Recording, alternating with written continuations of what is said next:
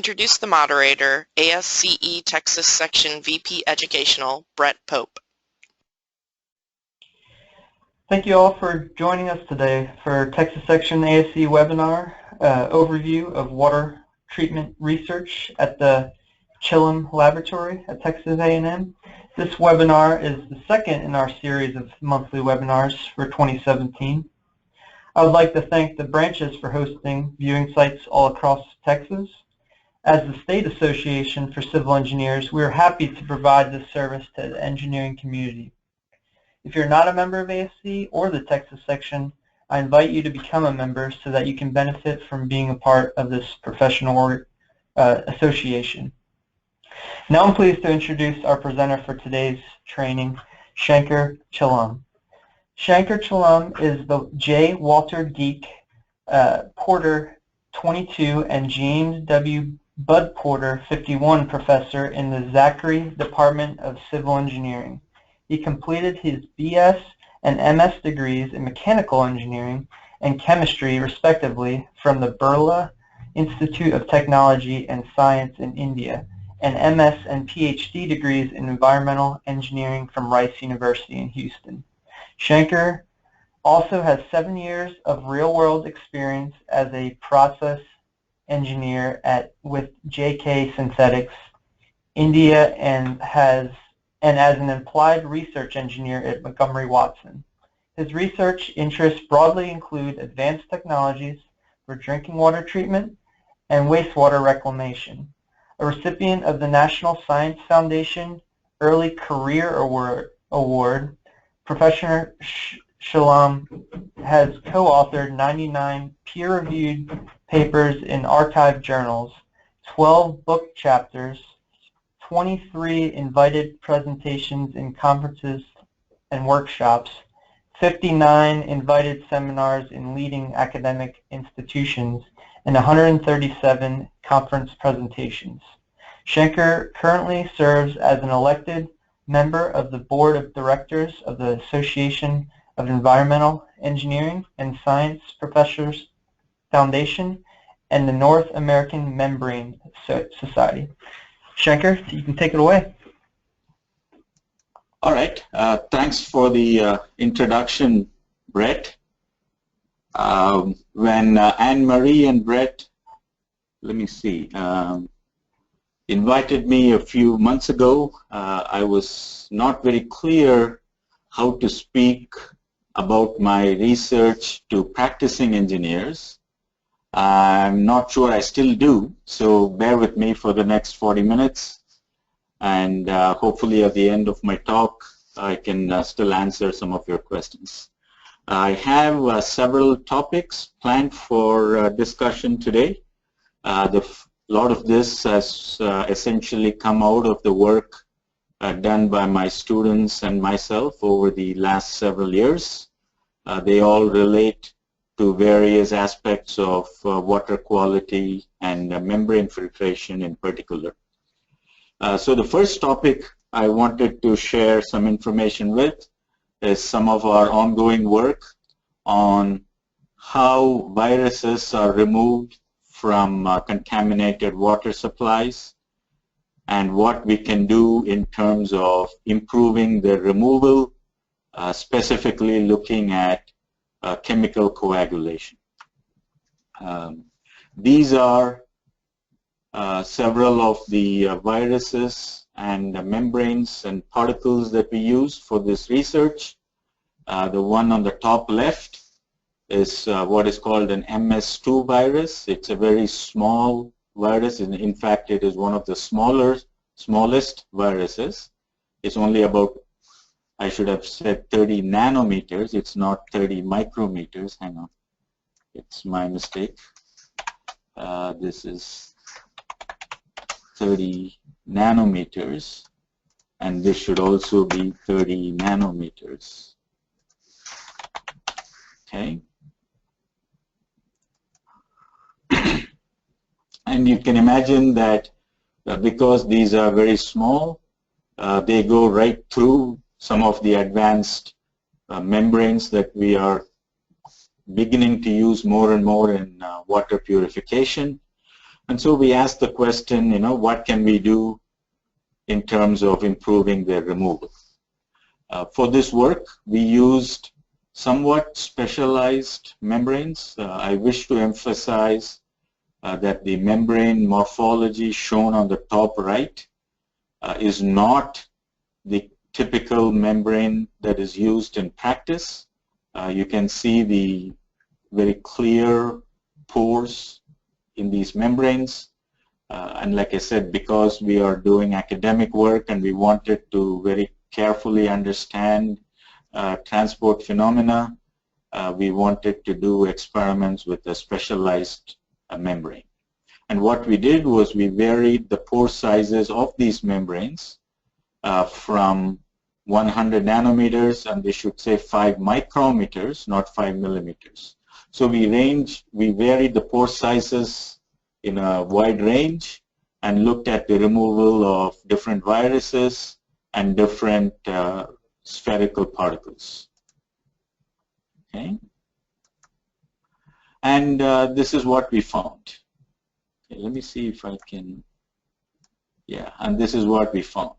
So basically, what we found, and the graph here shows the removal of the viruses in the y-axis and the ratio of the virus size to the pore size in the x-axis.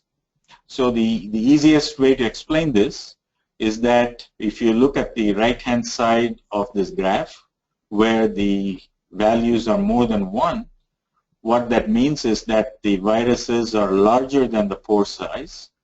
And so all these experiments correspond to those viruses that were larger than the membrane pore size. And so obviously they were removed perfectly. So the removal is 100% when the pores are smaller than the viruses.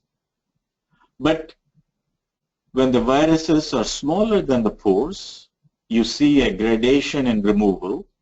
With the very small viruses and very large pores, we have very low removal. And as we progressively increase the ratio of virus size to pore size, the removal also increases. And we can actually predict it quantitatively using mathematical models. I will not go into the discussion of the models, but if somebody has any question, I'll be happy to answer it. And essentially, the finding of this work is what we already know from common sense, that if you reduce the pore size, you can improve virus removal. But the problem that happens when you reduce the pore size is that the membrane permeability goes down, and we have to spend higher energy costs to increase the pressure to push water across these filters. And then some other work that we've done also shows that when you do that, you end up fouling the membranes faster. And so the other approach is, what if instead of changing the membrane pore size, you can work on the numerator here and increase the particle size. So you can increase the x-axis value by either reducing the denominator or increasing the numerator. And so if we can somehow coagulate these viruses, aggregate them into larger and larger particles, then we can improve their removal. And that was the idea behind some of this early work. And I just wanted to emphasize that these so this is an electron micrograph of a real-world polymeric filter. Just wanted to make sure that you recognize that this is not the kind of membrane we did our experiments with, at least in this first part of this presentation. Okay? So how do we do this aggregation? Okay, you can add chemicals like alum and ferric sulfate. City of Houston, uses ferric sulfate, if I remember right. Other municipalities use aluminum sulfate or alum. And then we tried a different approach. We've also tried that, but that's not what I'm presenting today. We also tried this little bit novel approach called electrocoagulation.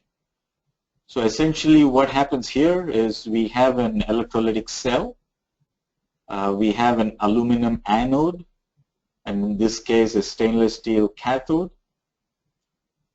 When we pass current through this system, and I'm going to play a short video, here we are passing current through the system. You can see generation of some bubbles.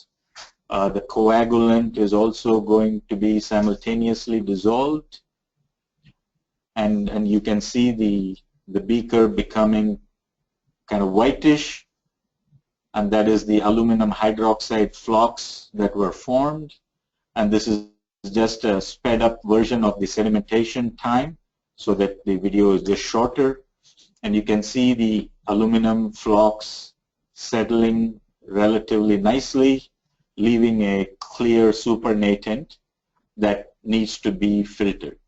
But the point is, these viruses are now coagulated, and now we can more easily filter them from the water supply. Okay, so in this kind of system, how do we know how much aluminum or iron that we've added? Clearly, the dosage is an important aspect of water purification, and what we've shown is very simple formulas like Faraday's law that we all learned in undergraduate physics and chemistry can quantitatively predict the dissolved amount of aluminum in this system for a given time and current and so on. But the point is, by adjusting the electrolysis time, adjust the dosage, and by adjusting the dosage, we form different sizes of flocs that can be easily filtered. One of the kind of side issues that come up in this kind of coagulation is, I've shown the equations here on the bottom left.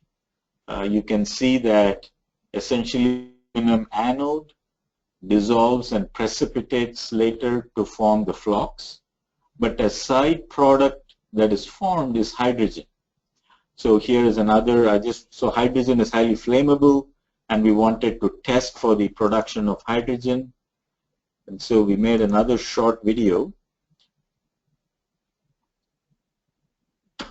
And you could even hear the popping of the hydrogen, and then we've done other research to show the accuracy of this stoichiometric equation to predict electrocoagulation performance.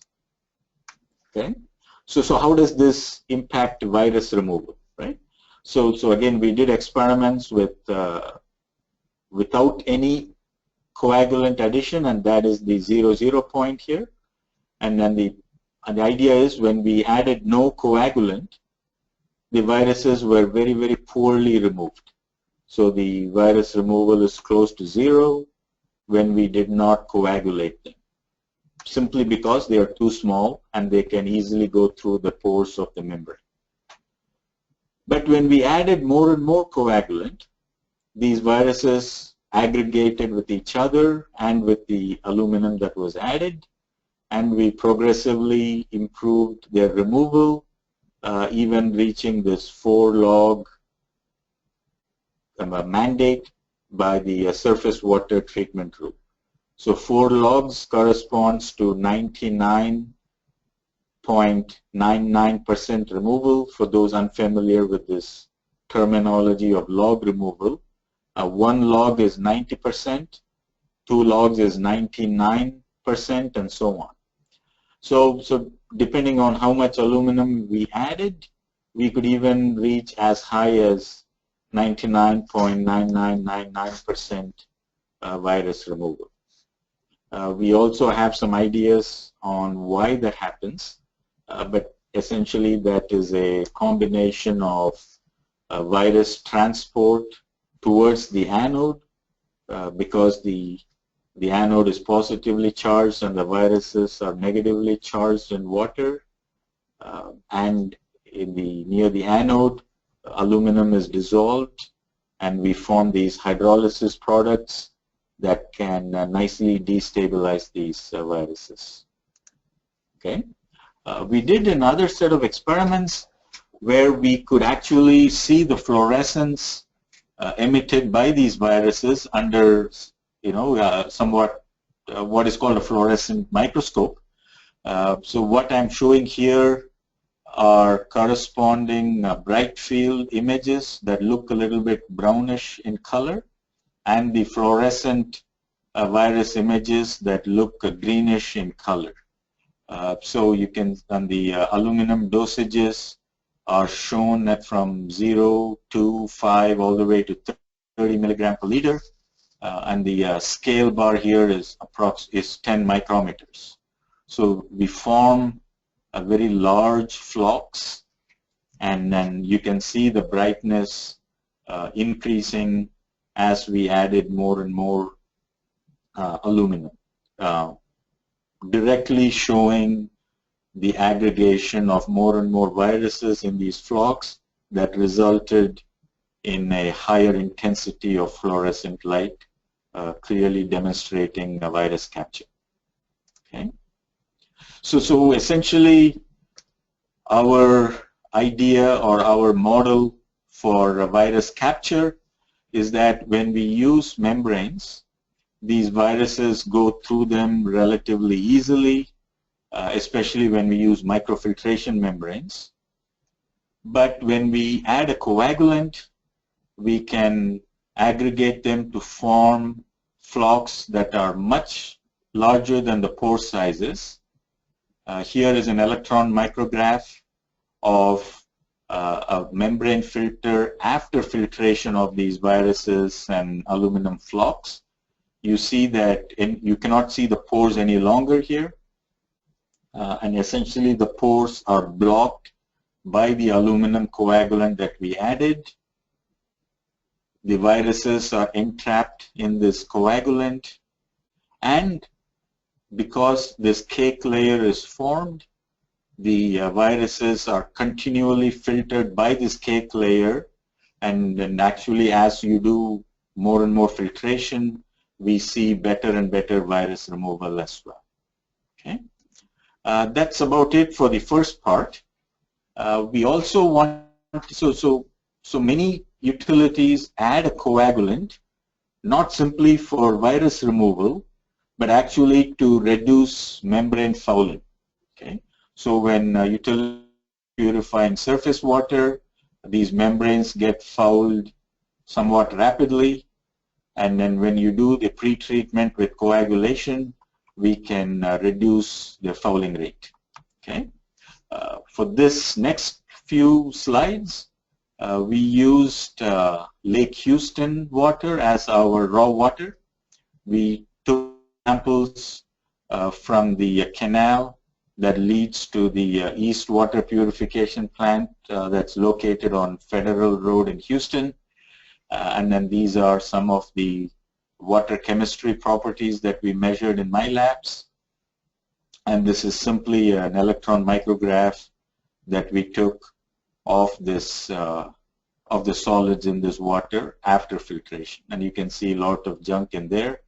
And this is these colloids and turbidity and bacteria and so on that lead to fouling in the first place. Okay. So here are some of our data. This is a very busy slide, so let me spend a few minutes explaining what's happening here. So let's start with the graph on the top left, which shows the filtration of the Lake Houston water without any coagulant addition. So what we are showing here on the y-axis is the normalized flow rate of water. Essentially, the x-axis is time, but in research terms, it's better to look at it in terms of the amount of volume of water that was filtered, and so that's what we plotted. But essentially, you filter more and more volume over longer and longer time durations. So what is shown here is that the flux of water across these filters substantially decreases in a somewhat short time period. So we started at 100%, and then in a matter of time, it reduced to 93%, meaning it reduced by 93% to only 7% of the original value. When we backwashed these filters, you capture some of the initial permeability, but not all of it. So initially we started at 100%, and now after backwashing, we only reached 80%. And you repeat this process, you again come all the way down to a very low value, but when you backwash it again, you don't even reach the 80% value. Now you reached approximately 70%. And this continues, and every progressive backwash gets you lower and lower results. So you started out at 100%, and after only 5 cycles in the lab, we reached only about 50%. So you lost about half the productivity in simply 5 cycles. Okay. When we did this coagulation, so these graph with pink symbols are exactly the same experiments, except we added a coagulant. So here you see 2 things. One is the decline in the flux for the same amount of water filtered. So the x-axis is the same as here, as is the y-axis, by the way.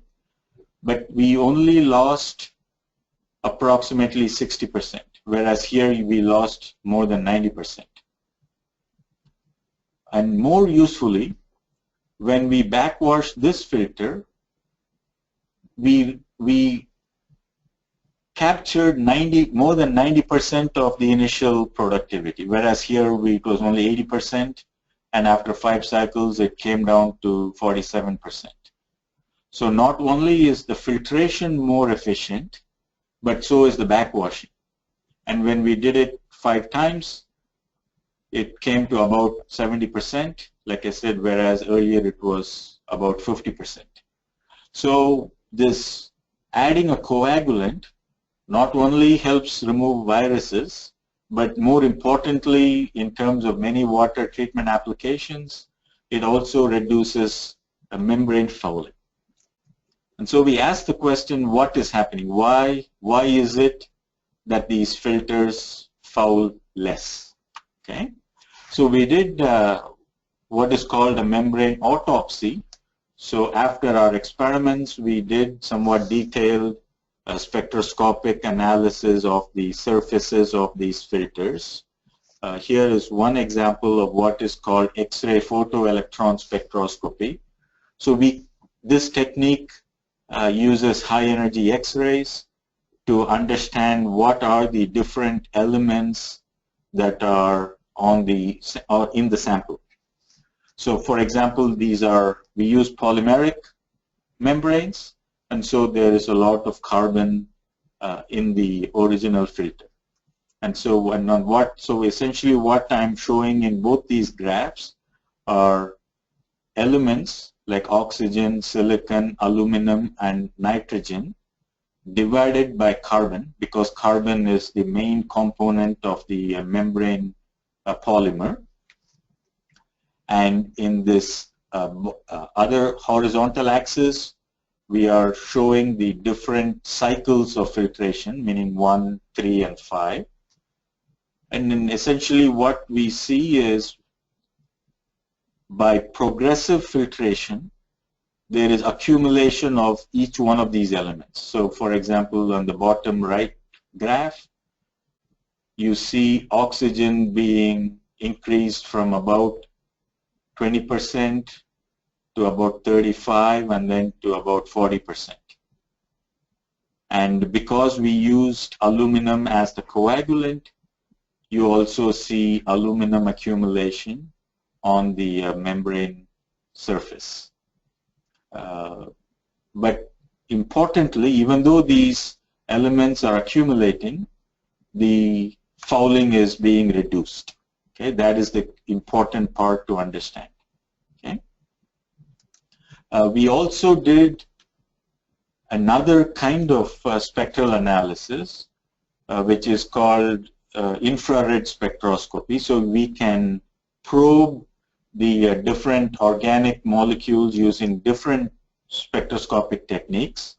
And then this is very useful to understand the naturally occurring organic matter and how they interact with membrane surfaces. You see this bottom graph here, that's for the virgin membrane, meaning before we did any filtration. The dotted yellow curve here shows the Lake Houston water, how that interacts with the infrared photons. And then basically, when we looked at the membranes after one cycle of filtration, you see that it shows slightly different characteristics than the virgin membrane. So essentially, its surface has been modified by the different contaminants and different constituents present in Lake Houston water. And some of these peaks have blue shifting. So for example, there was original peak at 2850 in Lake Houston. That peak was non-existent in the virgin membrane, but it showed up in the membrane after filtration of the water. But it was shifted by 3 wave numbers. Similarly, you know, the peak at 2920 was shifted by 8 wave numbers and so on. So they are becoming slightly more energetic compared to what was in the source water. And this is actually an indication of being attached, this organic matter, which is, these are actually symbolic of CH groups, so these are hydrophobic interactions. And so this actually tells us that there are strong specific interactions between natural organic matter and the membrane surfaces. So what we think conceptually is happening is that this is the membrane surface.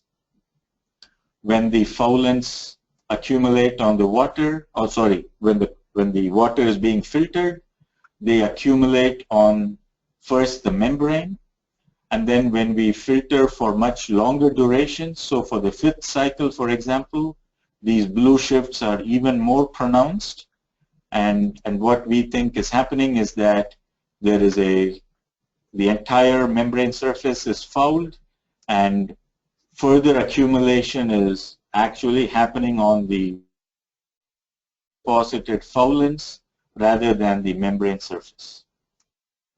And only a chemical cleaning using acid or base or both, and sometimes even a chelating agent like EDTA can remove these foulants. These are actually the same experiments, but done after coagulation.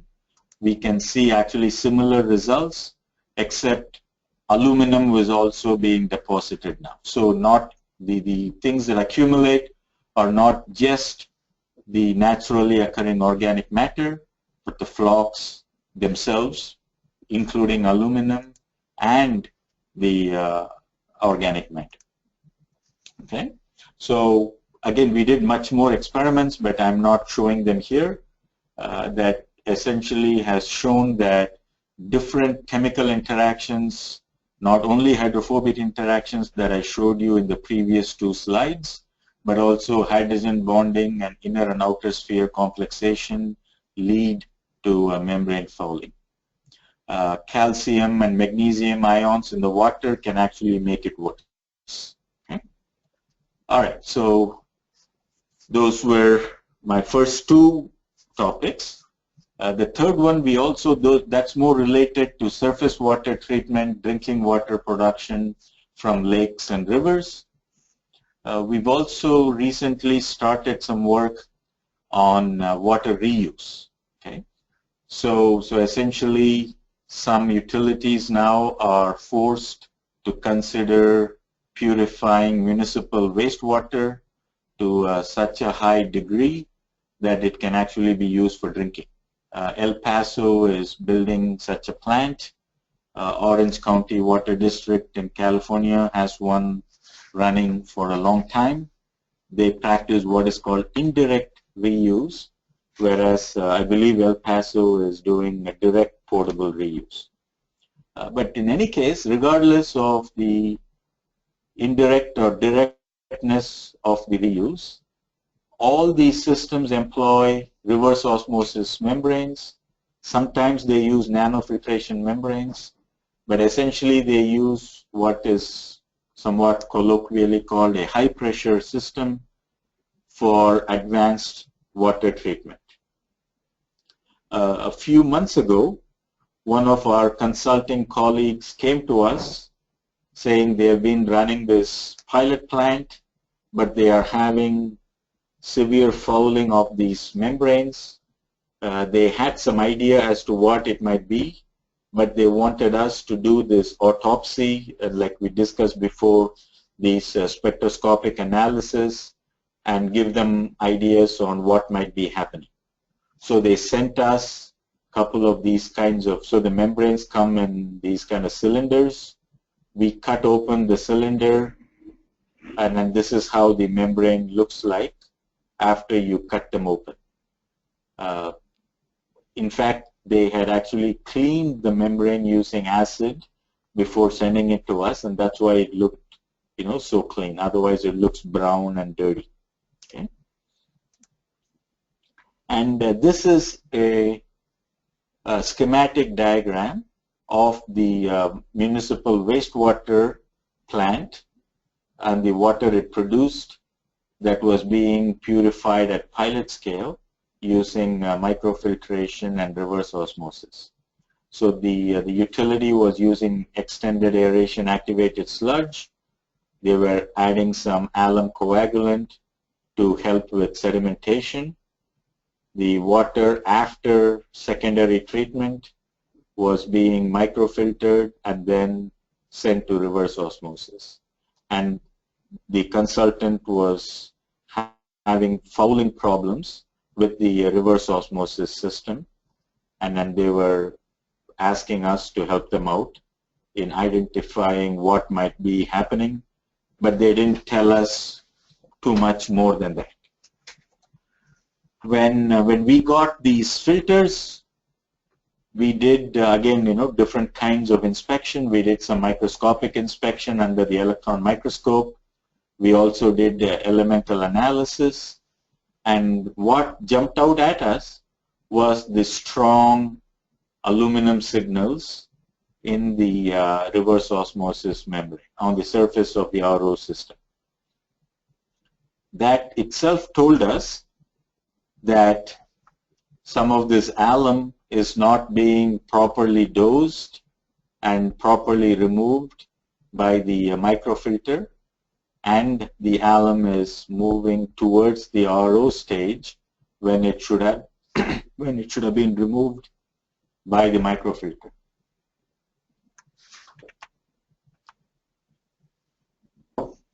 We did similar infrared spectroscopy, and we also found some evidence for naturally occurring organic matter. Actually very little evidence that again told us that most of the fouling was not due to the organic matter, but due to aluminum hydroxides, which most probably came from alum addition. We also evaluated different cleaning chemicals, EDTA, citric acid, pH adjustment, and so on, and essentially showed that we were able to get almost all the permeability with appropriate cleaning. Okay. But one very curious thing we found was when we looked at the membrane surface after cleaning, we still found evidence of some residues of the cleaning agents. Okay? So we thought we had actually rinsed the cleaning agents thoroughly. We had used a lot of deionized water, and we used a very high cross-flow velocity for cleaning, but we still could not get the cleaning agents completely out of the system. We don't know what this means for long-term operation. We did, smaller scale bench experiments in my lab, but it's something to consider when utilities are, employing membranes, and clearly they need to get a long life out of these systems. At this stage, we don't know what this means, but we believe this is one of the first such documents in the literature showing the residue of cleaning agents even after so-called thoroughly washing these systems. Okay. I'll go to one more topic. So far we've talked about purification of surface water, some applications to water reuse, and then another project that we are recently undertaking is desalination of inland surface waters. So, this recent drought conditions, for example, has increased the salinity of certain water sources. The particular source that we looked at was a lake in Oklahoma that had increased in salinity during this severe drought a few years ago. And we were evaluating nanofiltration for desalinating this water supply. Okay? So these are some photographs of this lake. So this photograph on the right is before the drought, and you can see that during the drought the water level had dropped significantly, and you can see the more of the shoreline, so to speak, and some of these structures in the lake. Okay? This lake, actually it's a reservoir called the Foss Reservoir in Oklahoma. The interesting thing about this lake is that the increase in salinity is not due to chloride, but due to sulfate. Okay, so sulfate is very high in concentration. It's almost 1800 milligrams per liter, whereas chloride is only 90 milligrams per liter. And the divalent ions, calcium and magnesium, are much higher than sodium. Okay, so this is actually an extremely good example of a water that can be purified by nanofiltration. The advantage of using nanofiltration is that it requires much less pressure than reverse osmosis, and therefore it is much more cost effective. Okay. And what we did was, and because this is a surface water, it is going to foul the membrane somewhat severely. So we wanted to look at different pretreatment options, and we compared microfiltration only with coagulation microfiltration. I'm running out of time, so let me just go to the main findings. So basically what we first did was we compared two different membranes. One is called NF270, one is called NF90. They have very different water quality characteristics.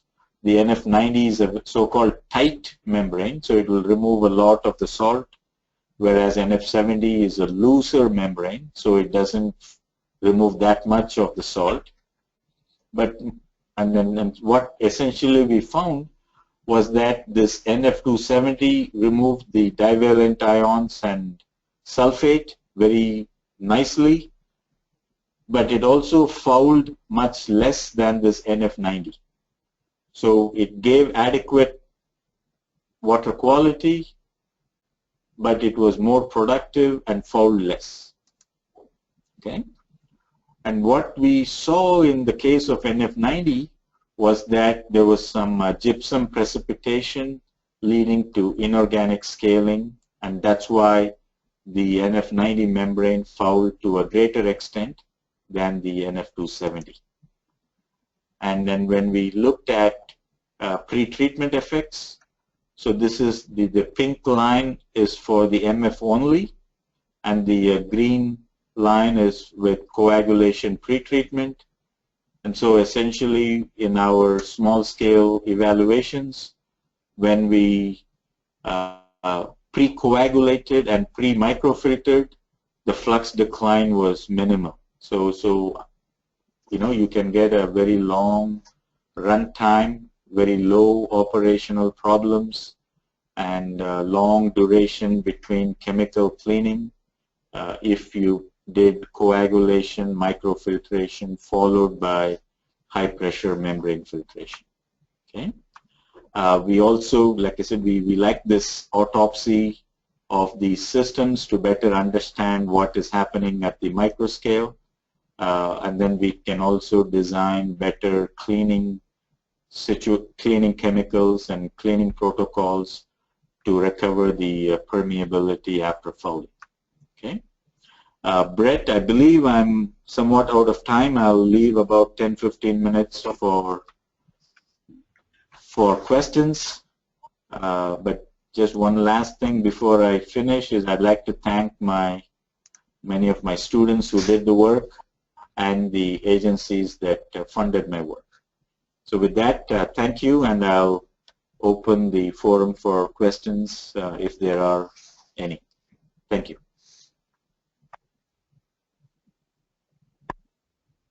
Okay. We'll give an opportunity for people to type in their questions. Texas voters, they definitely, by passing Proposition 6 a couple years back, they view water definitely an important issue here. What can, I guess, industry and the university do to better collaborate on creative and cost-effective solutions that benefit the today and future Texans? Brett, that's a great question. This is something that is somewhat near and dear to my heart.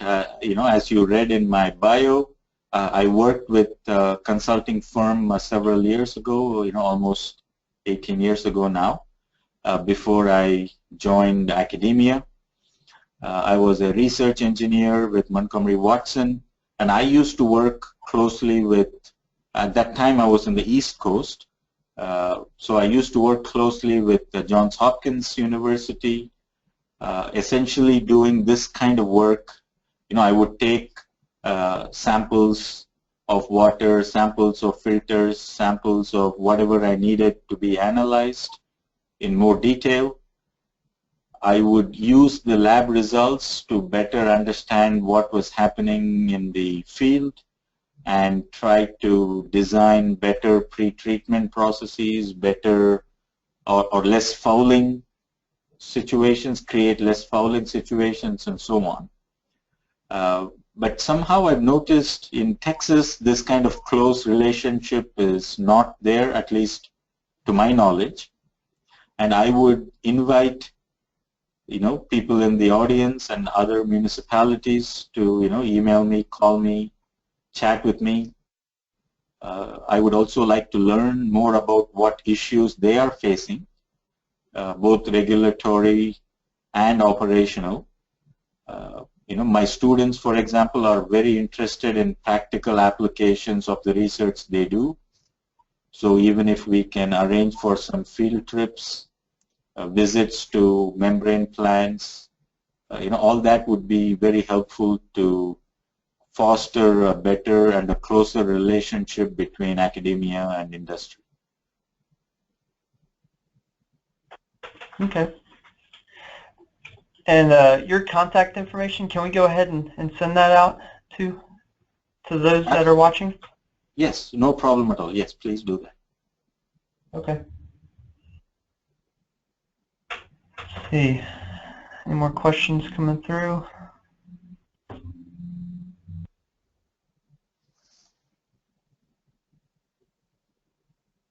So you said the El Paso, they're currently constructing a reverse osmosis plant? Correct. I think they are evaluating reverse osmosis and nanofiltration side by side, but I am confident, as far as I know, that they are indeed constructing a direct pipe-to-pipe reuse system. Okay. Yeah, we have our go ahead. Sorry. I was just going to say we have our ASE Student Symposium coming up in a couple weeks in El Paso, and I will be there myself, so that would be something interesting to go check out. Yes, yes, you should do that if you can, if you have time. I was going to say, I believe Arcadis did some of their piloting. I do not know who is doing their full-scale design. Okay. But I would imagine many other utilities also resorting to water reuse in future years, given the the water problems that are forecast in in the coming years. Yeah, I know with the SWIP funding that they have now in Texas, I want to say a percentage of that is dedicated to reuse. Is that correct? I do not know. See, yeah, these kinds of things is what I'm, as an academic, I'm not aware of these things. Okay. So these are examples of where, I could benefit from a better and a closer relationship with the consulting firms and the municipalities. And hopefully the more detailed research we do is also of value to you guys. Okay. Let's see. Yeah, I don't think we have any more questions. Was there anything else you'd like to add? Not really. Well, thanks for the opportunity to to discuss my research with a group of people that I normally don't. I hope, again, I don't know what to make of this lack of questions. I don't know if you guys are just shy or what I presented was of a little different flavor than what you guys wanted. But nevertheless, thanks for the opportunity. I appreciate that. No, it was a good presentation. Definitely appreciate it. Our audience tends to be shy sometimes, but well, thank you very much. Thank you again for participating in today's ASC Texas Section webinar. As mentioned before, individual registrants should receive an attendance acknowledgement without further action. For those attending with the group, the site coordinator will receive the PDH certificate for distribution. Next month's webinar is 100-year-old concrete roadway in Texas from Jan Prusinski of the Cement Council of Texas. And from our T&DI chapter, mitigating risk while playing Hurricane Russian roulette with the Houston-Galveston area from Colonel Lynn Waterworth, Texas A&M Galveston. I invite you to visit the Texas Section website, texasasce.org, to register for the webinars, to learn more about the association, and to take advantage of the benefits of membership. You can also watch 2016 recording webinars on demand and earn PDHs. I'm always available for your questions and hope to hear from you soon. Thank you for your attendance. Have a great day. This concludes today's webinar. Thank you for joining us. The session will now close.